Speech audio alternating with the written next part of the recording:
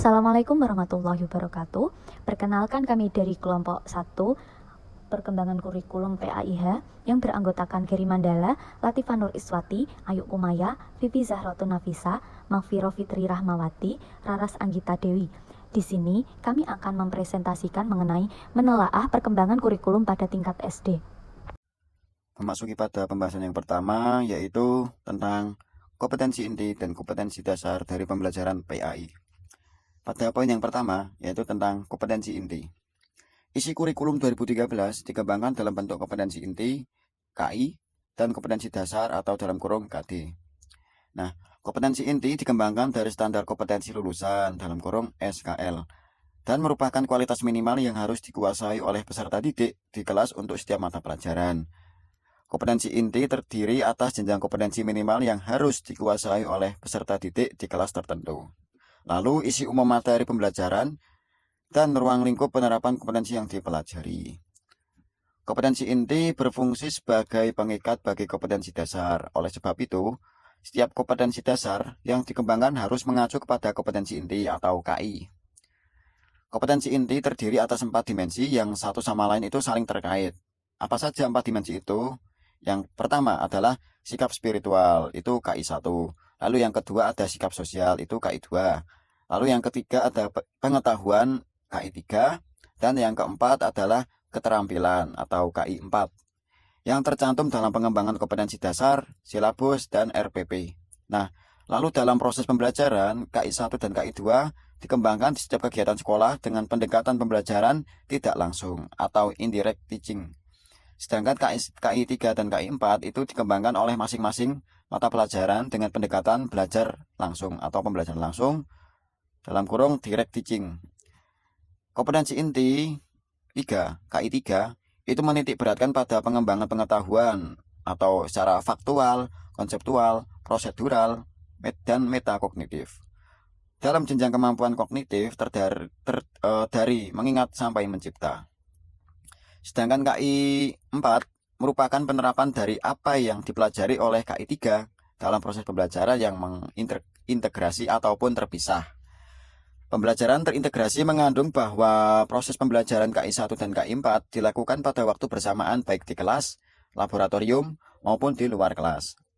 Pembelajaran terpisah mengandung makna bahwa pembelajaran mengenai KI 1, KI 3 terpisah dalam waktu dan atau tempat dengan KI 4. Lalu kompetensi inti merupakan pada intinya kompetensi inti merupakan gambaran mengenai kompetensi utama yang dikelompokkan ke dalam aspek sikap, pengetahuan, keterampilan atau dalam kurung afektif, kognitif, dan psikomotor yang harus dipelajari oleh peserta didik untuk suatu jenjang sekolah, kelas, dan mata pelajaran.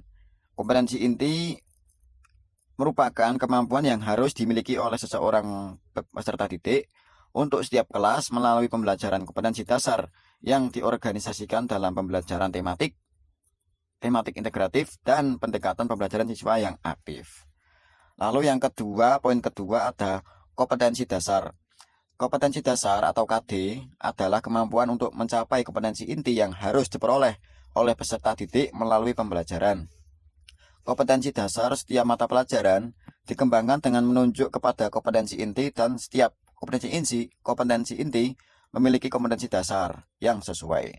Dengan perkataan lain, KI 1 memiliki KD yang berkaitan dengan sikap spiritual, lalu KI 2 memiliki KD yang berkaitan dengan sikap sosial, KI 3 memiliki KD yang berkaitan dengan pengetahuan, dan KI 4 memiliki KD yang berkaitan dengan keterampilan. KI 1, KI 2, dan KI 4 itu dikembangkan melalui proses pembelajaran setiap materi pokok yang tercantum dalam KI 3, KI 1, dan KI 2. Tidak diajarkan langsung, tetapi indirect teaching pada setiap kegiatan pembelajaran. Nah, jadi pada intinya, kompetensi dasar merupakan kompetensi dari setiap mata pelajaran untuk setiap kelas yang diturunkan dari kompetensi inti. Kompetensi inti dan kompetensi dasar yang dimaksud di atas mulai dari kelas 1 sampai dengan kelas 6 SD sebagaimana terdapat dalam tabel-tabel yang bisa dilihat pada PPT ataupun makalah, bisa disimak. Di situ terdapat kompetensi inti dari kelas 1 sampai dengan kelas 6. Sini saya akan menjelaskan tentang desain pembelajaran mata pelajaran PAI dan Budi Pekerti. Desain pembelajaran adalah perencanaan pengajaran yang menggunakan pendekatan sistem atau pengajaran dianggap sistem yang terdiri dari komponen-komponen yang saling berinteraksi satu sama lain untuk mencapai suatu tujuan. Bila salah satu komponen tidak berfungsi, maka seluruh sistem akan terganggu sehingga tujuan yang telah ditetapkan tidak dapat tercapai sesuai dengan yang diharapkan.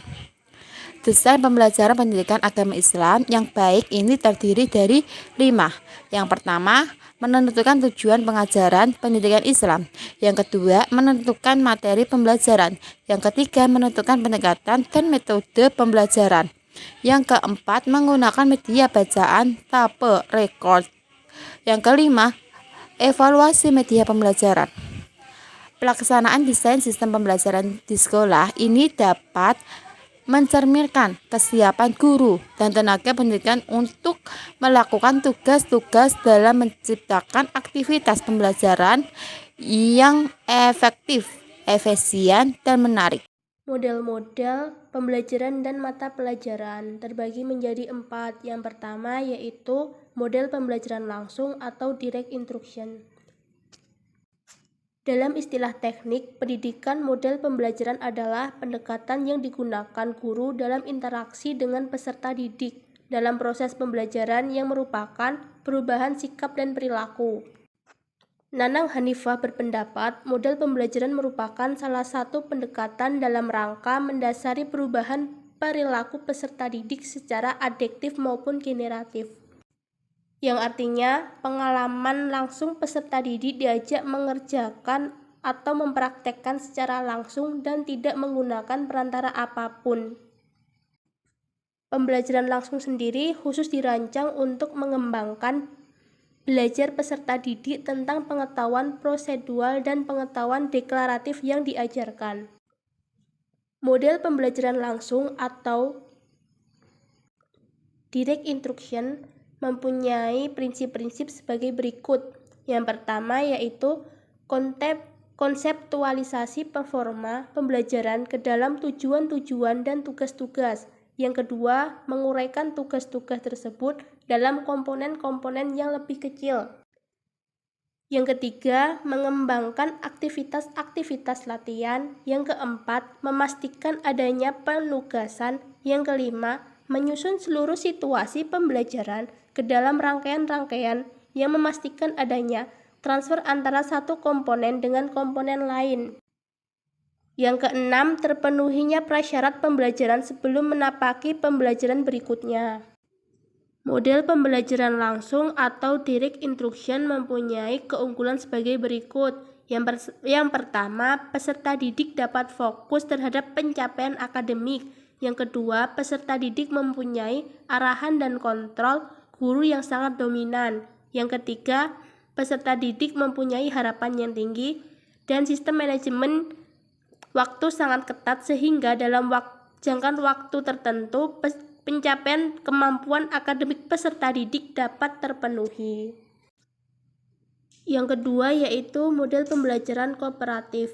Menurut Johnson dalam buku Santoso, kooperatif adalah kegiatan belajar mengajar secara berkelompok. Kelompok kecil siswa belajar dan bekerja sama untuk sampai pada pengalaman belajar yang optimal, baik pengalaman individu maupun kelompok. Sedangkan Nur Hadi mengartikan cooperative learning sebagai pembelajaran yang secara sadar dan sengaja mengembangkan interaksi yang silih asuh untuk menghindari ketersinggungan dan kesalahpahaman yang dapat menimbulkan permasalahan. Pembelajaran kooperatif sendiri berbeda dengan kelompok konvensional yang menerapkan sistem kompetisi di mana keberhasilan individu diorientasikan pada kegagalan orang lain.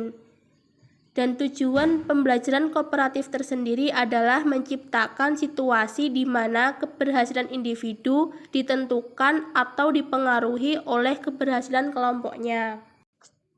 Metode-metode pembelajaran kooperatif tersendiri dapat dilakukan dengan cara saling ketergantungan positif, tanggung jawab perseorangan, tatap muka, komunikasi antar anggota, dan evaluasi proses kelompok.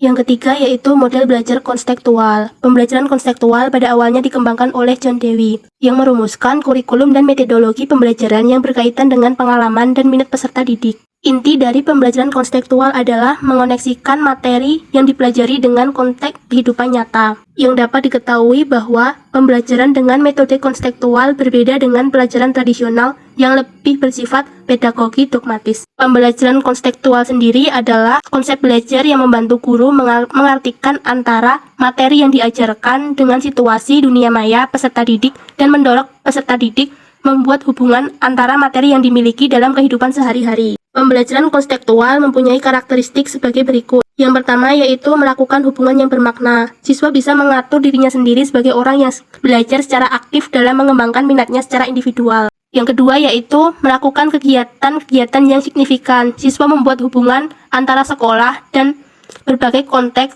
yang ada dalam kehidupan nyata sebagai perilaku anggota masyarakat. Yang ketiga, siswa belajar yang diatur sendiri. Siswa dapat melakukan pekerjaan yang signifikan. Yang keempat, bekerja sama. Siswa dapat bekerja sama. Guru membantu siswa bekerja secara efektif dalam kelompok, membuat mereka memahami bagaimana mereka saling mempengaruhi dan saling berkomunikasi. Yang kelima, berpikir secara kritis dan kreatif. Siswa dapat menggunakan tingkat berpikir yang lebih tinggi secara kritis dan kreatif. Yang keenam, mengasuh dan memelihara pribadi siswa. Siswa memelihara, mengetahui, memberi perhatian, memberi harapan yang tinggi, memotivasi dan memperkuat diri sendiri. Yang ketujuh, menggunakan penilaian autentik. Siswa menggunakan pengetahuan akademis dalam konteks kehidupan nyata untuk tujuan yang bermakna. Yang keempat yaitu model pembelajaran berdasarkan masalah atau problem-based instruction.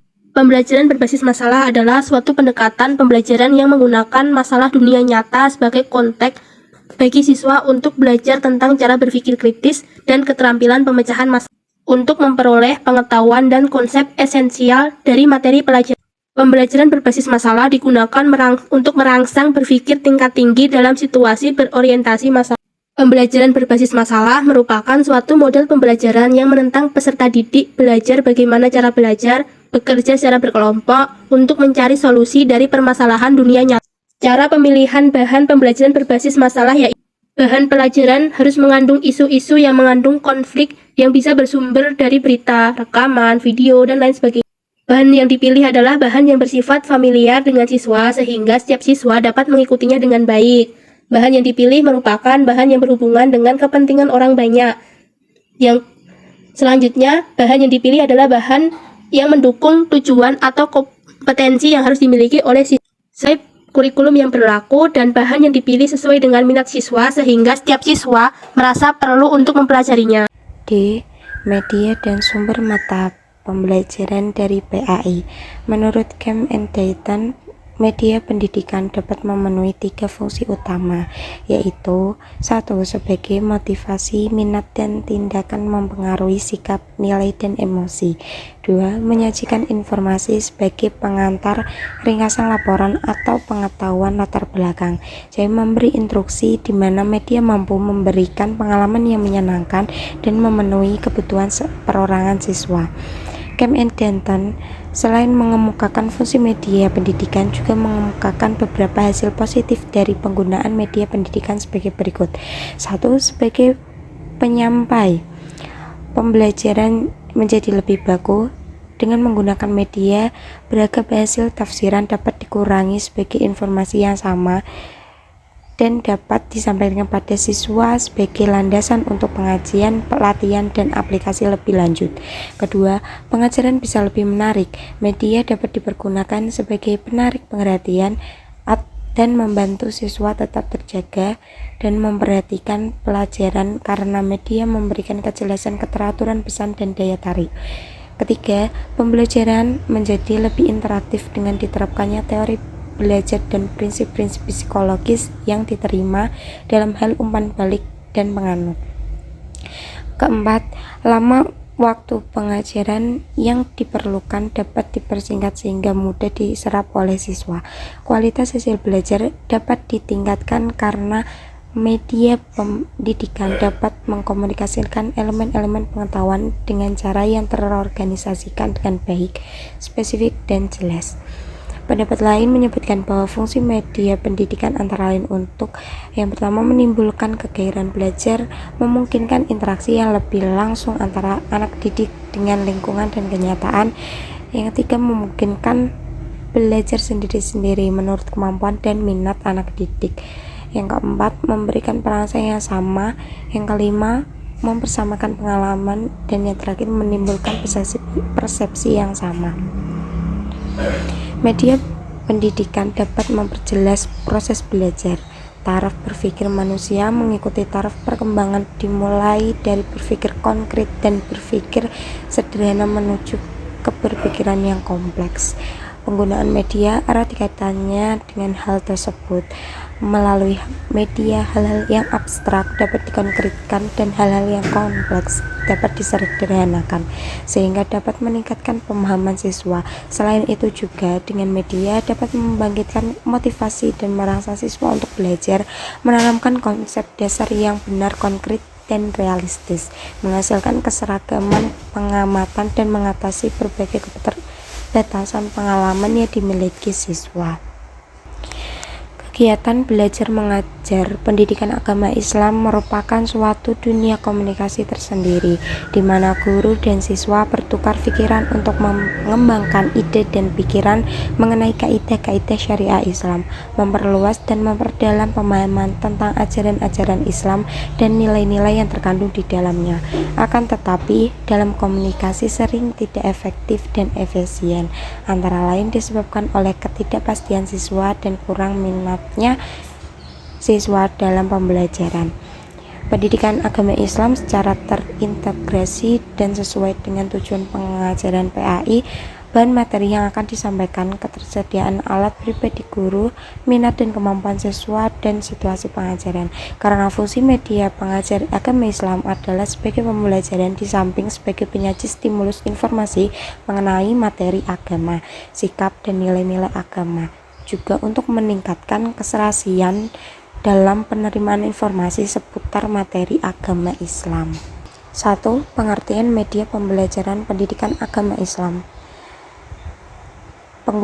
Yang pertama, ada penggunaan media pembelajaran tidak bertentangan dengan kaidah-kaidah yang terkandung dalam ajaran Islam. Dan yang kedua, pemilihan media pembelajaran disesuaikan dengan tujuan pembelajaran, ketersediaan alat, kemampuan, dan minat peserta didik. 2. Makna media pembelajaran pendidikan agama Islam.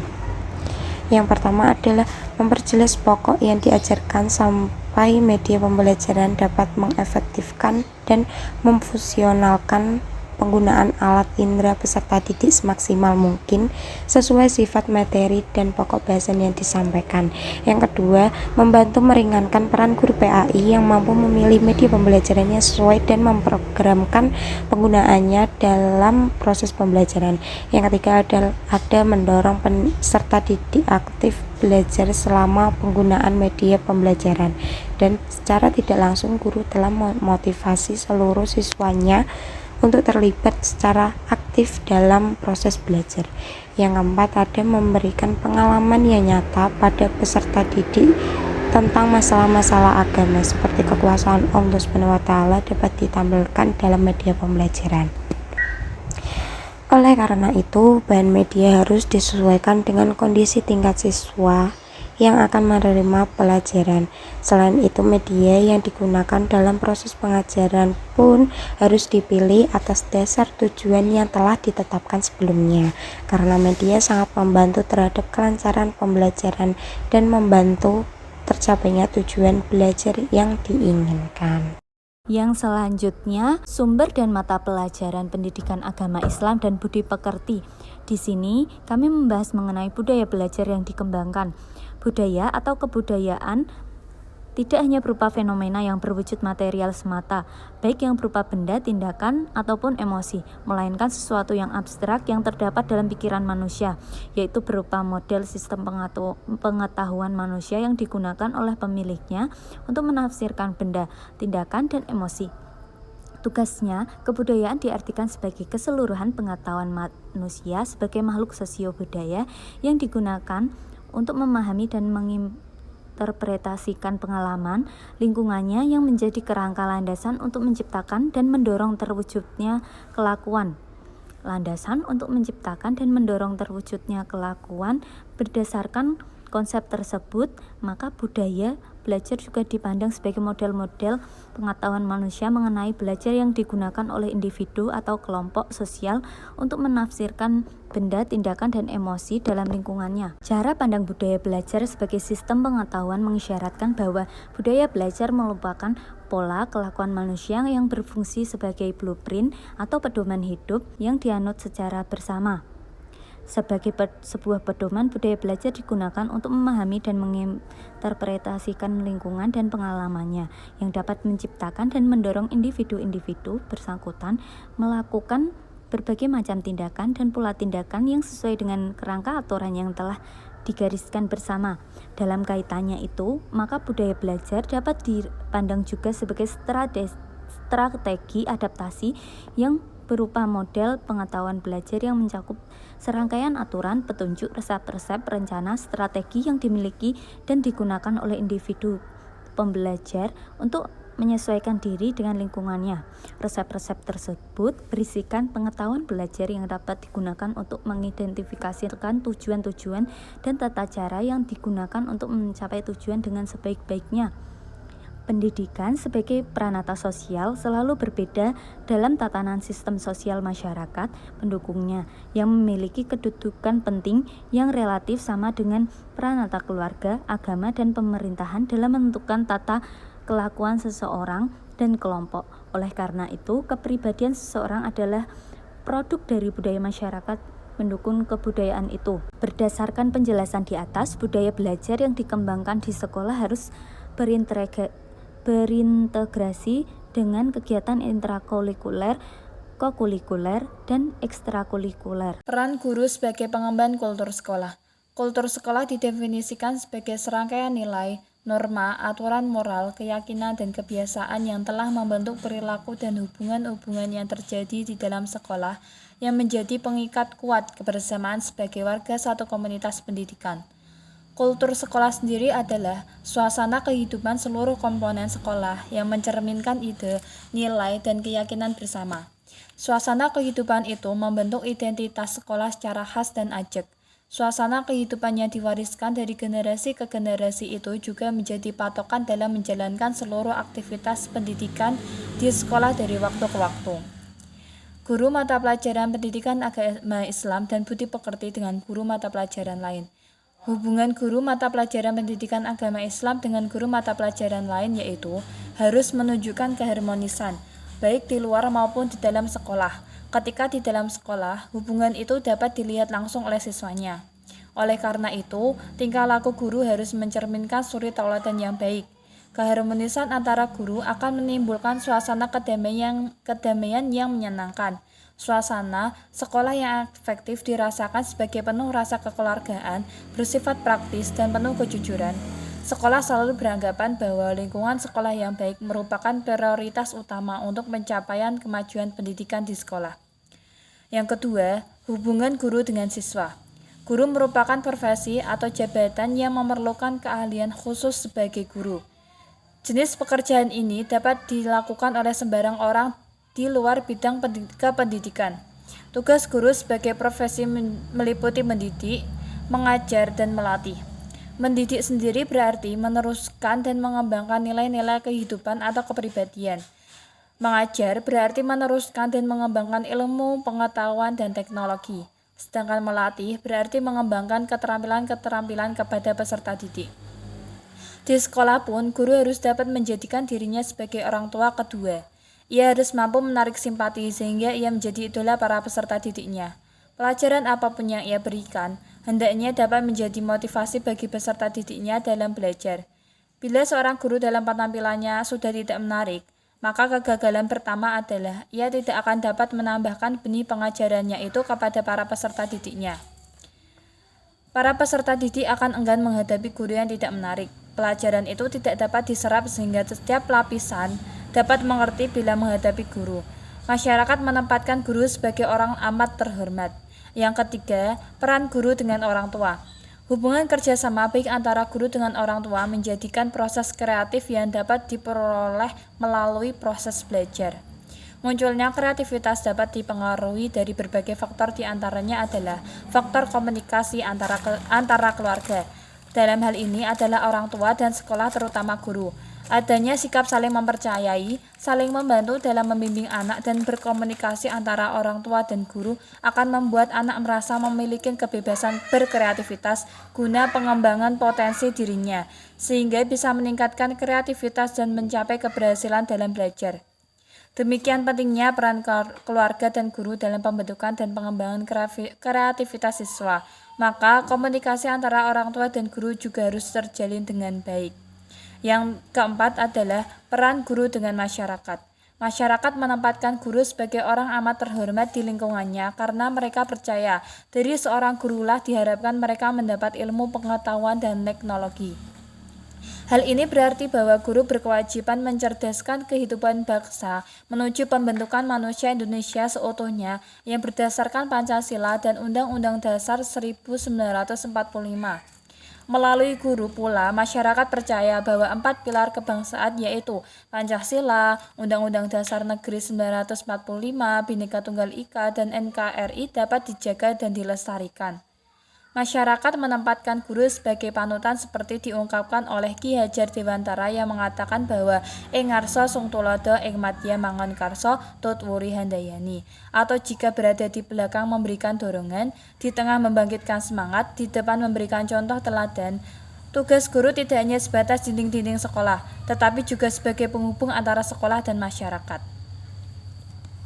Jamara dan Purwanto mengindikasikan bahwa guru bertugas 1. Menyerahkan 165 kebudayaan kepada peserta didik berupa kepandaian, kecakapan, dan pengalaman-pengalaman. Yang kedua, membentuk kepribadian yang harmonis, sesuai cita-cita dan dasar negara bangsa Indonesia Pancasila. Yang ketiga, menyiapkan peserta didik menjadi warga negara yang baik sesuai Undang-Undang Pendidikan yang merupakan keputusan MPR nomor 2 tahun 1983. Yang kelima, sebagai perantara belajar bagi peserta didik. Dan yang terakhir, kesimpulan. Kesimpulan yang dapat diambil dalam materi kali ini adalah proses pembelajaran merupakan tahapan-tahapan yang dilalui dalam mengembangkan kemampuan kognitif, afektif, dan psikomotorik siswa. Dalam hal ini adalah kemampuan yang harus dimiliki oleh siswa. Salah satu peran yang dimiliki oleh seseorang pendidik untuk melalui tahap-tahap ini adalah sebagai fasilitator. Untuk menjadi fasilitator yang baik, pendidik harus berupaya dengan optimal mempersiapkan rancangan pembelajaran yang sesuai dengan karakteristik anak didik demi mencapai tujuan pembelajaran.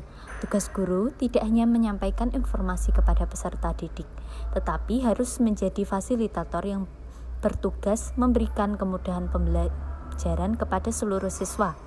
Untuk mampu melakukan proses pembelajaran ini, guru harus mampu menyiapkan proses pembelajarannya. Proses pembelajaran yang akan disiapkan oleh seseorang guru hendaknya terlebih dahulu harus diperhatikan teori-teori yang melandasinya dan bagaimana implikasinya dalam proses pembelajaran. Baik, itu saja yang dapat disampaikan oleh kelompok kami.